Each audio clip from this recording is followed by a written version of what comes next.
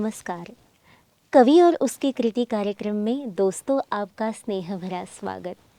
दोस्तों, मैं मुरझाने वाला हूँ ये सोचकर कोई फूल खिलना थोड़ी ना छोड़ देता है। तो चाहे जीवन में कितनी भी आंधियाँ क्यों ना आए, हम जीवन जीना थोड़ी ना छोड़ दें।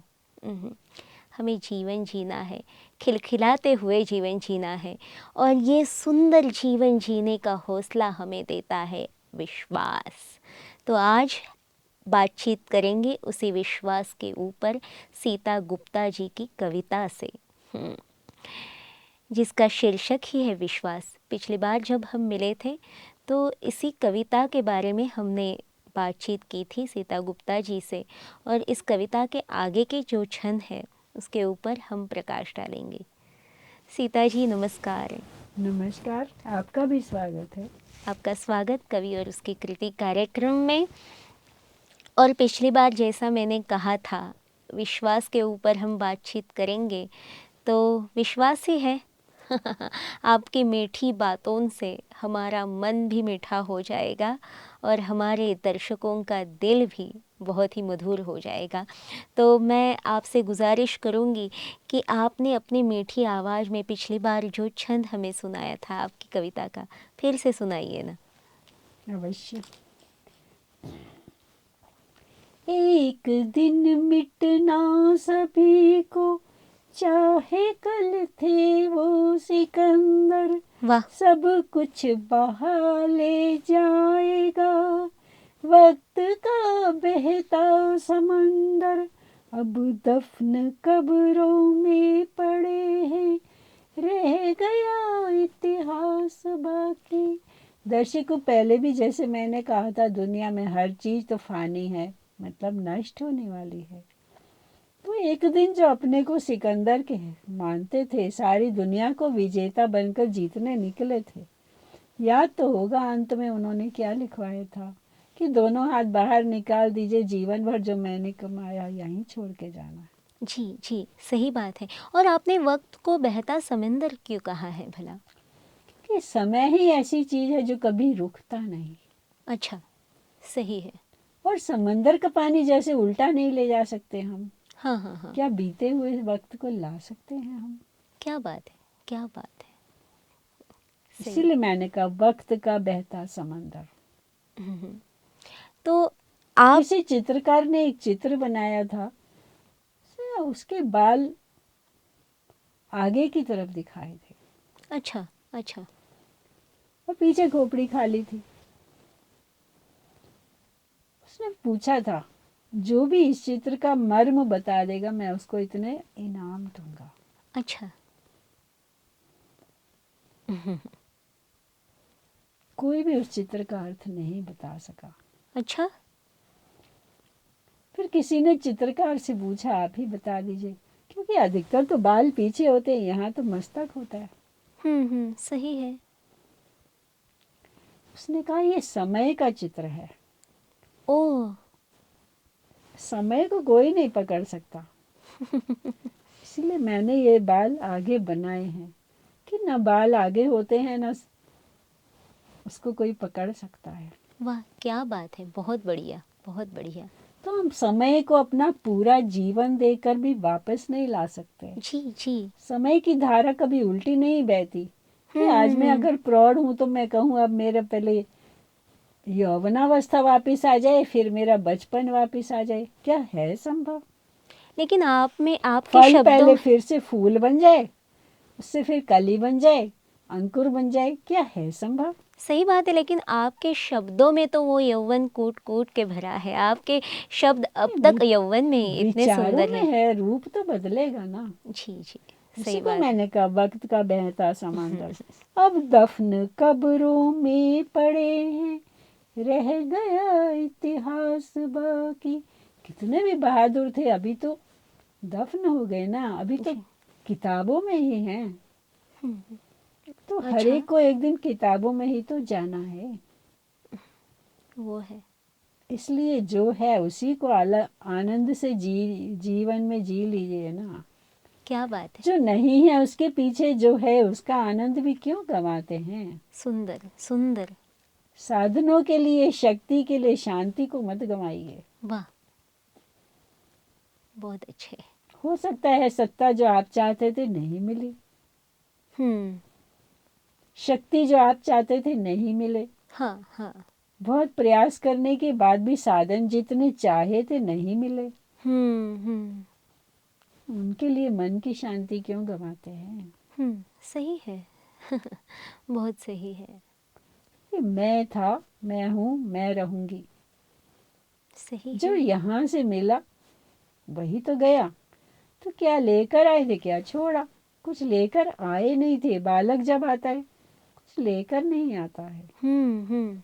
और जब व्यक्ति जाता है, इसीलिए क्या खूब लिखा है किसी ने कि बालक के झबले में भी जेब नहीं होती, मरने वाले के कफन में भी जेब नहीं होती। वाह वाह वाह वाह वाह वाह। तो दो ही वस्त्र हैं, जन्म लेते का भी, अंतिम समय का भी।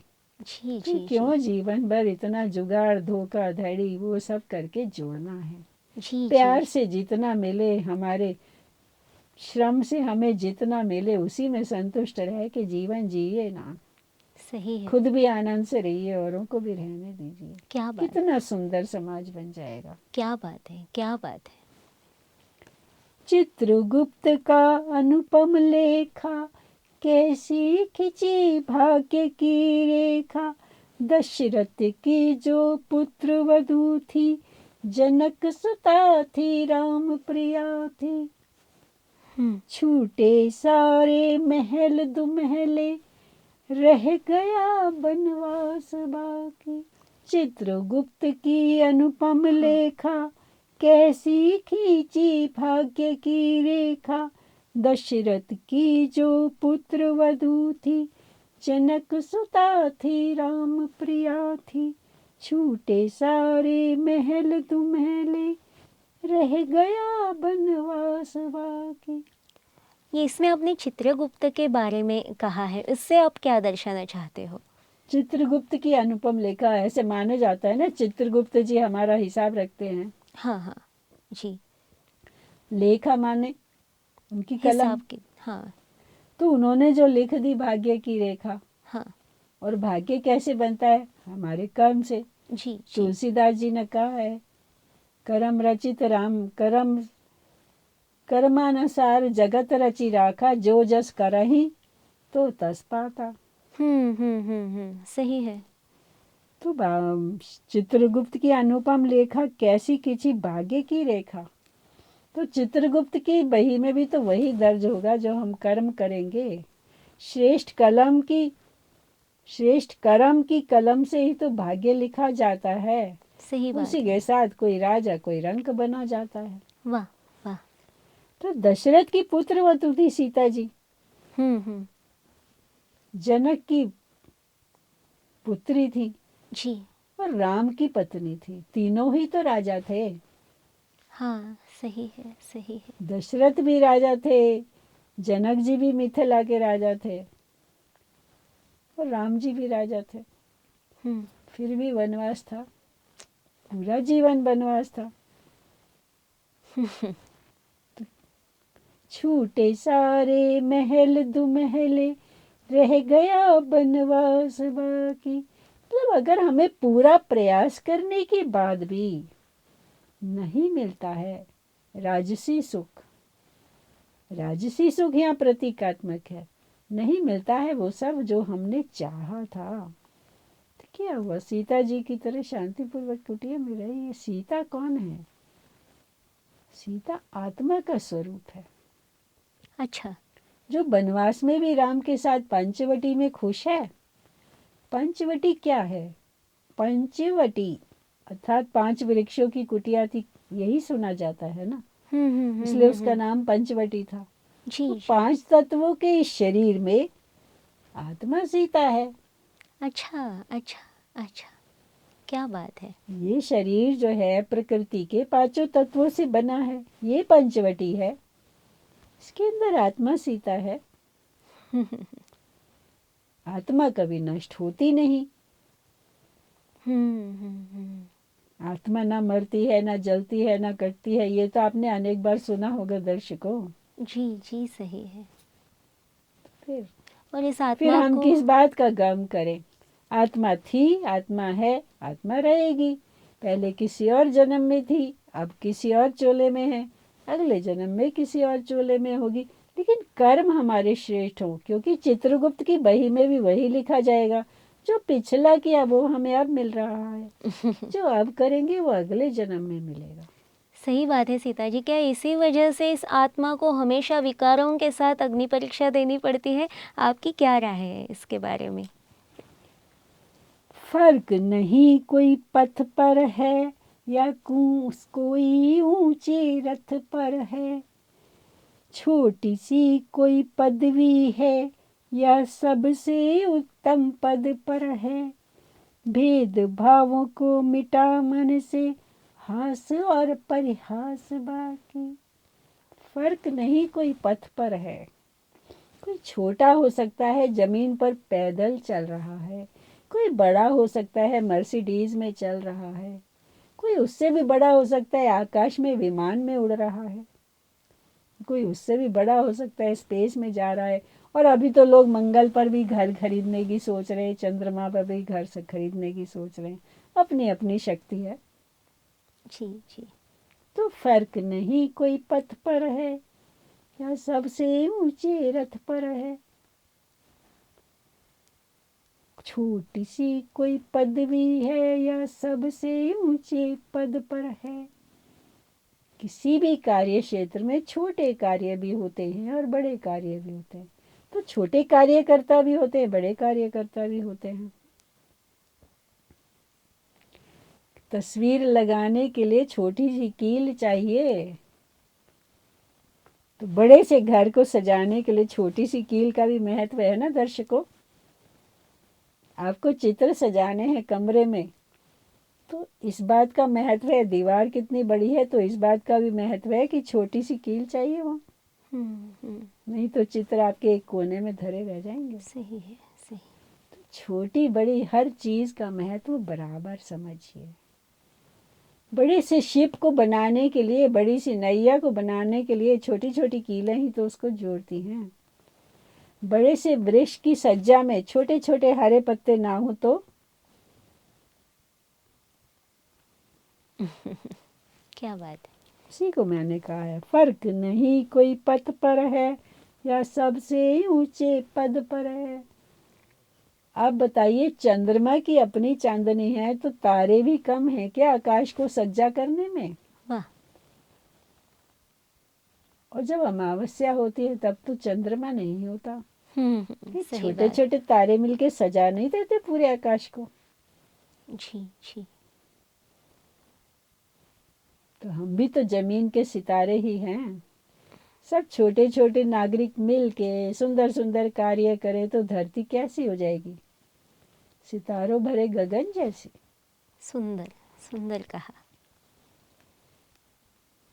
भेदभावों को मिटा मन से, हास और परिहास बाकी। हास और परिहास मतलब हंसना और हंसाना। अच्छा अच्छा अच्छा। लेकिन कब हंस सकेंगे और कब हंसा सकेंगे? हम्म। जब आपस में ये ना सोचेंगे ये बड़ा है या मैं छोटा हूँ, या ये कैसा है या वो कैसा है, जी तभी तो मिलजुल के बैठ सकेंगे। जी जी। क्या बात है क्या बात इतने बड़े शरीर में आँख तो इतनी छोटी है, लेकिन अगर आंखें ना देखें तो कोई सुंदरता अनुभव कर सकेंगे आप? है। सही है। मुख अगर स्वाद न ले, मुख में अगर जीभ स्वाद न ले, तो भोजन का आनंद आएगा? हाथ अगर कार्य न करे, तो पैर अगर चले ना। आप देखिए कितने सारे अंग हमारे शरीर में मिलजुल के कार्य करते हैं। हम्म। उसमें जिगर जैसा बड़ा अवयव भी है और कोशिका जैसी छोटी भी है, लेकिन दोनों का महत्व है ना। क्या बात और श्वास जो दिखाई भी नहीं देती, लेकिन अगर श्वास बंद हो जाए तो कहाँ सोचते हैं शरीर के अंग? मुख कहता है क्या कभी स्वाद मैं क्यों लूं? खाना तो पेट को मिलता है। या हाथ कहते हैं कभी, मैं क्यों बनाऊं, मुझे तो खाना नहीं है। क्या पैर बात। कहते हैं कभी, मैं आपके भार शरीर का क्यों उठाऊं, मुझे तो कुछ दिखाई भी नहीं देता। कितना तालमेल है बड़े और छोटे सब में। क्या बात है। और दिल बेचारा, उसको न स्वाद है, न रूप है, न रस है, न गंध है, लेकिन 24 घंटे रक्त प्रवाह करता रहता है, करता रहता है। क्या बात है। क्या बात तो आप बताइए, कोई अंग छोटा या बड़ा होने से कुछ फर्क पड़ा? है। कुछ भी तो तो नहीं। ऐसे ही तो जीवन में है। बीज छोटा है, फिर अंकुर उससे बड़ा, फिर पौधा उससे बड़ा, फिर वृक्ष उससे बड़ा, लेकिन फल तो छोटे ही आएंगे, पत्ते भी छोटे छोटे होंगे। फिर शाखों में से शाखें निकली, शाखों में से शाखें निकली, कितना विशाल वृक्ष हो गया। लेकिन सुंदरता क्या केवल फल से आई? पत्तों से भी है, शाखों से भी है। जी बगीचे में क्या बड़े बड़े पेड़ ही होते हैं, छोटी छोटी झाड़ियां भी तो होती हैं। जी सही, जी सही। आंधियों में बड़े बड़े वृक्ष गिर सकते हैं, कई बार घास खड़ी रह जाती है। तो यही मैंने लिखा है कि फर्क नहीं कोई पथ पर है या कोई ऊंची रथ पर है, छोटी सी कोई पदवी है या सबसे उत्तम पद पर है। छोटी पद वाले को हीन भावना से मत देखिए, और बड़े पद वाले को भी अभिमान नहीं करना चाहिए। सही बात है। छोटे वालों ने ही उसके कार्य किए हैं, तब वो बड़ा बना है। जैसे मैंने अभी शरीर का उदाहरण दिया, किसी ने रक्त से सींचा, किसी ने भोजन को पीसा, किसी ने भोजन को पचाया, तब रक्त रस मांस मज्जा मेद बनकर आपके पूरे शरीर में छाया। जी किसी ने दर्शन किए, किसी ने वचन बोले, किसी ने श्वास लिया, किसी ने कर्म करे, किसी ने चलना सिखाया, तब शरीर के सारे अंगों को मिलकर जीवन का आनंद आया। ऐसे ही भेदभावों को मिटा डालिए, हास और परिहास बाकी, केवल हंसी रह जाए, खुशियां रह जाएं। आपस में मिलिए, बैठिए, एक दूसरे का सुख दुख बांटिए। क्या बात है। क्या बात है। और आगे का छंद भी बहुत सुंदर है, सुना दीजिए ना। मधुर भावना हो, सुखद कामना हो, प्रेम से मिलकर जी पाए, जीवन उपवन मन चंदन हो, सबके घर को महकाए। मधुर भावना हो, सुखद कामना हो, कामना के साथ हमारी भावना भी शुद्ध होनी चाहिए। अध्यात्म हमें ये सिखाता है कि कई बार हम कामना तो करते हैं, लेकिन भावना पीछे कुछ और होती है। मधुर भावना हो, मीठी भावना हो, सफलता की कामना हो किसी के लिए। हम अपनी सफलता तो चाहते हैं, क्या दूसरे को सफल देखकर भी उतने ही खुश होते हैं? सोच कर देखिए, दूसरे की सफलता से अगर खुश होंगे तो खुशी किसको मिली? मेरे मन को। जी जी जी। और अगर हम ईर्ष्या में आए तब भी तकलीफ किसको हुई? मेरे मन में। जी तो अल्टीम सही बात है। अंत क्या हुआ? अंततः क्या हुआ जी कि सही। दोनों ही कारणों में मैंने अच्छा विचार किया तो खुशी भी मुझको ही मिली, जी सही बात है। और और अगर दरअसल गलत विचार किया तो दुख भी मुझे ही मिला। बिल्कुल सही। और दरअसल सफलता का गौरव करना, मतलब किसी की भी चाहे वो क्यों ना हो, सफलता का गौरव हमें करना चाहिए।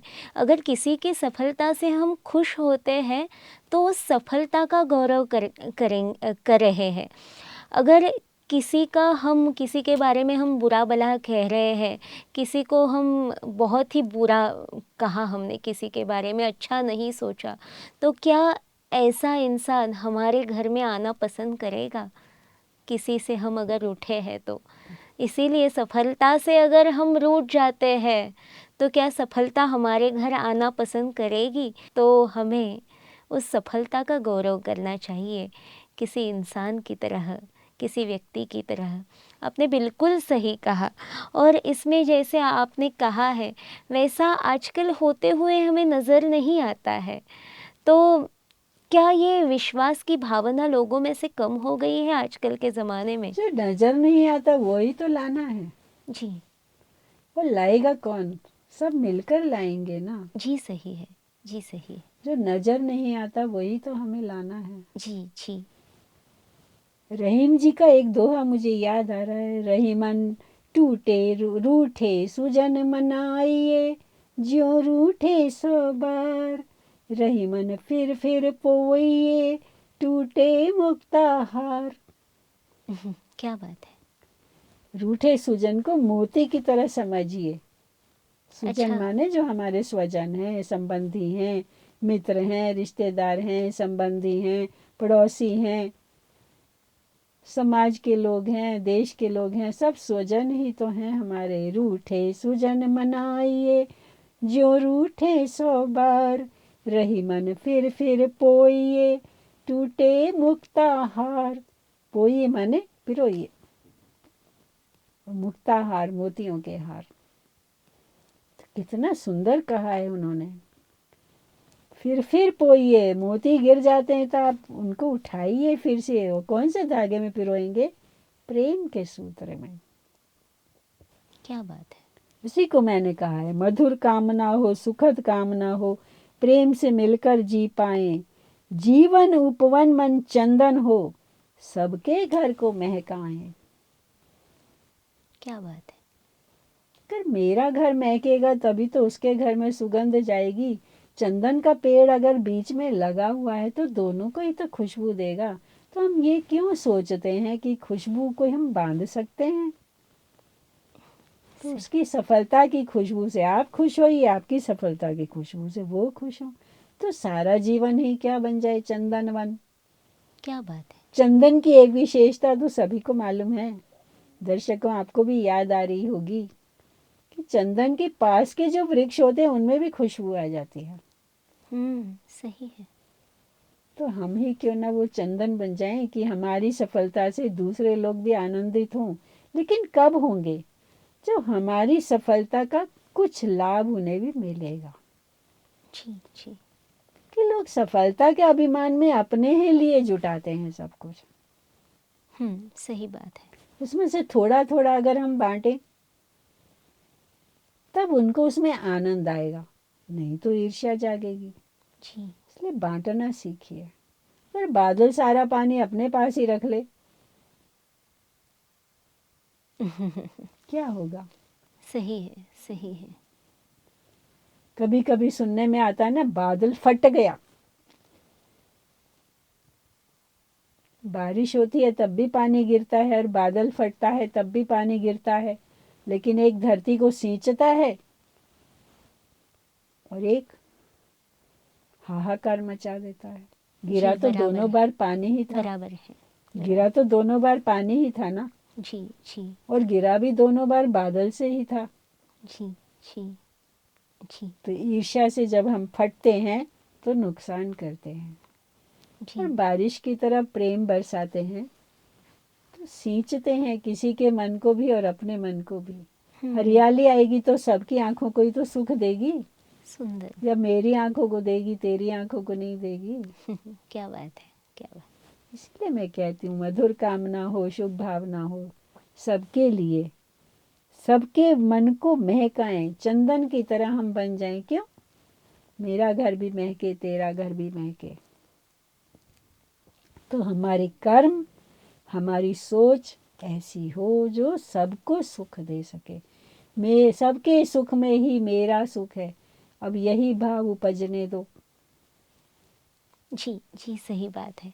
बिल्कुल सही बात है सीता जी। लेकिन आजकल कैसे हो गया है, विश्वास रखने का ज़माना नहीं रहा, ऐसा सब बोल रहे हैं। इसके बारे में आप क्या कहना चाहोगे? मैंने विश्वास को कई जगह अलग अलग उसका विच्छेद किया है। विश्व से आस, विश्वास। अच्छा हम विश्व से कोई आस ना रखें। अच्छा अच्छा। बात वही है, सबसे आस रखेंगे सब तो पूरी कर पाएंगे नहीं। अपने को भी दर्द होगा, जिन्होंने पूरी नहीं की उनके प्रति घृणा आएगी मन में। अच्छा तो दोनों ही तरह समाज का नुकसान हुआ। अच्छा उनके प्रति मन में घृणा आई और अपना दिल टूट गया। अच्छा। तो विश्व से कोई आस मत रखिए, और विश्वास, विशेष आस, सबसे विशेष आस रखिए, सब सुखी रहें, सबका भला हो। क्या बात है, बहुत खूब कहा। विश्वास को ऐसे रखिए ना जरा, बिल्कुल। जिसको मैंने रखा है, सारे दुख का अभी शमन हो, हर्ष और उल्लास बाकी। सारे दुख का अभी शमन हो, शमन माने नष्ट हो जाना, थम जाना, रुक जाना। सारे दुख का अभी शमन हो, हर्ष और उल्लास बाकी। आंधी की धूल जब बैठ जाती है बारिश के बाद तो क्या होता है, उसी मिट्टी से सौंधी सौंधी खुशबू आने लगती है।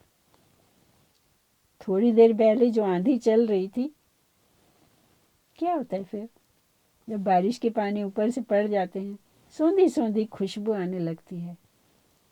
क्या बात, कि आंधी किसी एक दरवाजे पर नहीं रुकती, आगे चली जाती है। क्या बात है तो सीता आंधी जी। मेरे मन में आएगी तो उसके मन में भी आएगी, उसके जरूर। मन में आएगी तो उसके घर धूल उड़ेगी, ऐसा तो नहीं होगा ना। सभी के जी। घर को धूल से ढकेगी। इसलिए हम क्या करें, सारे दुख का अभी शमन हो, हर्ष और उल्लास बाकी। सबके दुख हम थोड़े थोड़े कम कर दें तो हर्ष उल्लास बचेगा ना समाज में। सही बात है। तभी तो हम बांट पाएंगे। लेकिन उसके लिए अपने ऊपर विश्वास, अपने प्रभु के ऊपर विश्वास, अपने देश पर, अपने समाज पर, अपने पड़ोसियों पर, संबंधियों पर, सब पर विश्वास करिए। जी जी। विश्वास माने अंधा विश्वास नहीं है, हम्म। समझ बूझ कर विश्वास करिए। लेकिन मन के अंदर प्रेम रखकर विश्वास करेंगे तो आपको भी वही प्राप्त होगा। जो विज्ञान कहता है कि जो हम देते हैं वही वापस आता है। जी जी। सही बात है, सही बात है। इसलिए और कोई भी भाव नष्ट नहीं होता। ये भी कहते हैं ना हम साइंस के ज़माने में कि कुछ भी नष्ट नहीं होता, ट्रांसफॉर्म होता है। जी जो जी। हम देते हैं वो हमारे पास लौट आता है। तो शुभ भावना देंगे तो वो मुंह से ना भी बोले सामने वाला, आएगी हमारे पास शुभ भावना बनकर ही। भले भगवान उसका एक का कई गुना करके देगा तो गलत भावना भी तो हमारे पास कई गुना होकर आएगी। इसलिए दर्शकों, स्वयं पर विश्वास रखिए, दूसरों पर विश्वास रखिए, प्रभु पर विश्वास रखिए। सब जीवन में सफल होंगे और आपस में प्रेम के धागे में टूटे हुए रिश्तों को जोड़िए, पड़ोसियों को मनाइए, घर वालों को मनाइए, छोटी छोटी खुशियाँ बटोरते रहिए। क्या बात है। तो वो जो गुल्लक थी ना बचपन वाली, मिट्टी की गुल्लक जिसमें छोटे छोटे कॉइन्स हम डालते थे, कभी भर के खुशी का खजाना बन जाएगी। क्या बात है सीता जी, कितने मिठास भरे शब्दों में आपने समझाया विश्वास के बारे में। आपका बहुत बहुत धन्यवाद। शुक्रिया। दोस्तों, कवि और उसकी कृति कार्यक्रम में आज हमने सुना विश्वास के बारे में। आज के एपिसोड में हमने सीखा विश्वास मतलब विशेष आस। इस विश्व के प्रति हमें विशेष आस रखनी है, यानी सबके प्रति शुभ भावनाएं, शुभ कामनाएं रखनी है। इसी विचार के साथ मैं मधुरा आपका विदा लेती हूँ। नमस्कार।